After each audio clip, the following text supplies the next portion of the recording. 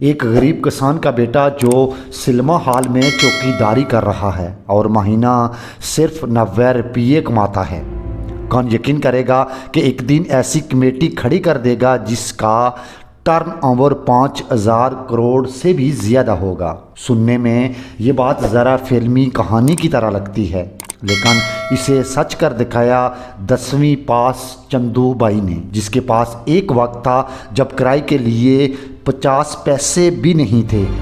Theatre की seat साफ की, पोस्टर लगाए और कैंटीन में सैंडविच बेचकर ये गरीब इतना सक्सेस कैसे बना और गुजरात की सबसे बड़ी वेफर कमेटी का मालिक बन गया। ये सफ़र कितनी स्ट्रगल से भरा हुआ था और इन्होंने कौन सी स्ट्रैटेजी अपनाई, आज की वीडियो में इस पर बात करेंगे। और इस स्ट्रैटेजी में इनका सबसे बड़ा कॉम्पिटिटर लेज भी इनके सामने फीका पड़ गया। सब कुछ हम डिटेल से जानने की कोशिश करेंगे।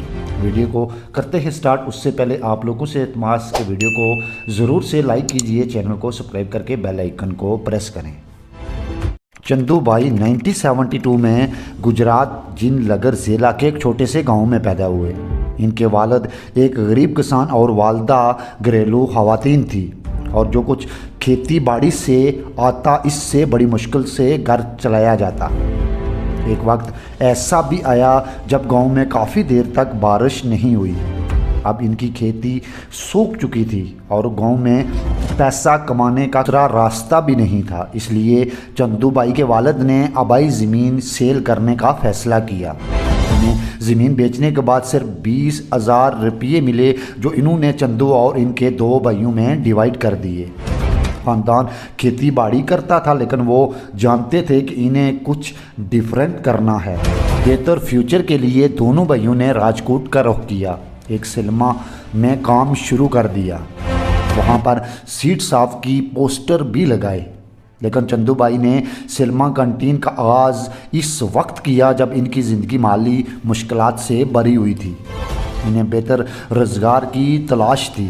चंदू बाई की ज़हनियत और कारोबारी सोच ने इन्हें एक अच्छा मौका देखने में मदद की।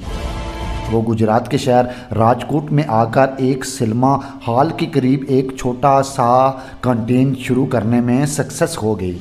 इस कैंटीन में फिल्म देखने वाले लोगों को चाय, स्नैक्स और डिफरेंट नमकीन चीज़ें प्रोवाइड की। ये सिनेमा कैंटीन शुरू करने का मकसद सिर्फ गुजर बसर करना नहीं था, बल्कि चंदू बाई की कारोबारी हसन और स्नैक्स की सन्नत में कुछ नया करने की ख्वाहिश पैदा हुई।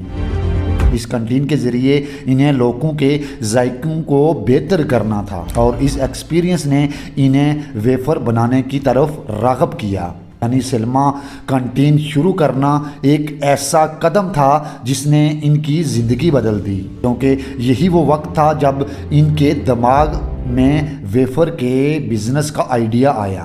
पहले चंदू बाई ने घर में वेफर बनाना शुरू किए।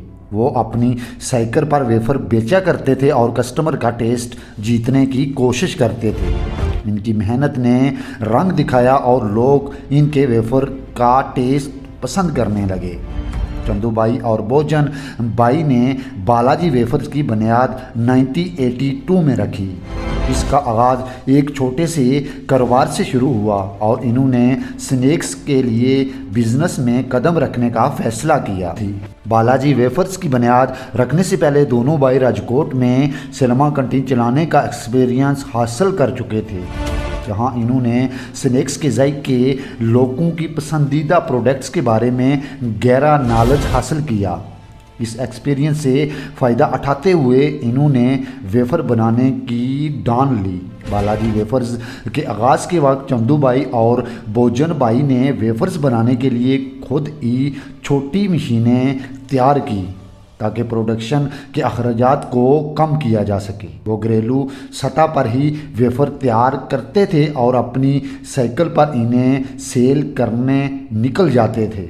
इनकी मेहनत और कारोबारी हिकमत अमली के बाइस लोग इनके वेफर्स को काफ़ी लाइक करने लगे और कंपनी का कारोबार तेज़ी से बढ़ने लगा। अपनी कंपनी यानी कि बालाजी का नाम हिंदू देवता के नाम से रखा, जिससे इन्हें लगता था कि इसमें गुड लक आएगा। इनकी मुसलसल इन लाखों मेहनत भुजिया और हाई पैकेट्स में क्वालिटी उसका नाम प्रोडक्शन की बदौलत जल्द ही गुजरात और इसके बाद पूरी भारत में फेमस होने लगा। 1990 की दिहाई तक बालाजी वेफर्स ने गुजरात के बाजार में मुकम्मल तौर पर कब्जा कर लिया। इनकी प्रोडक्शन न सिर्फ सस्ती थी बल्कि जायके में भी लाजवाब थी।